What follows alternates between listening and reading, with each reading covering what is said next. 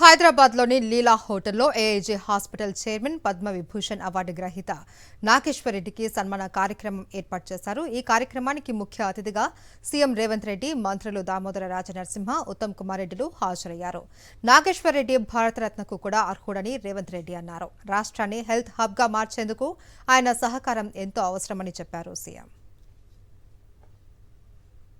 దాదాపుగా 41 సంవత్సరాల నుంచి నిరంతరం వారు ఈ సేవలో, ఈ వృత్తిలో ఉన్నారు.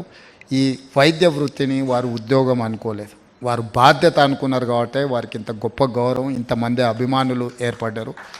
ఇతర దేశాలలో పెద్ద పెద్ద సంస్థలు ఆయనకు కోట్లాది రూపాయలు ఇవ్వాలని ఆఫర్ చేసినా ఆయన ఇక్కడి ప్రజలకు సేవలు అందించాలి, తనలో ఉన్న నైపుణ్యాన్ని ఇక్కడ ప్రజలకు ఉపయోగించడం ద్వారా ఒక గౌరవం, ఒక ఆత్మ సంతృప్తి పొందాలి అని వారు ఏదైతే ప్రయత్నం చేస్తున్నారో మనస్ఫూర్తిగా వారిని అభినందిస్తున్నా. ఏఐజీ కానీ, నాగేశ్వర రెడ్డి గారు కానీ, తెలంగాణ రాష్ట్ర ప్రభుత్వం నుంచి ఏదైనా, నాకు తెలిసి ఏ సహాయం అవసరం పడుతుందని నేను అనుకోవడం లేదు. ఏదైనా సహాయం అవసరం పడితే మాత్రం సంపూర్ణంగా తెలంగాణ రాష్ట్ర ప్రభుత్వం మీకు అండగా నిలబడుతుంది.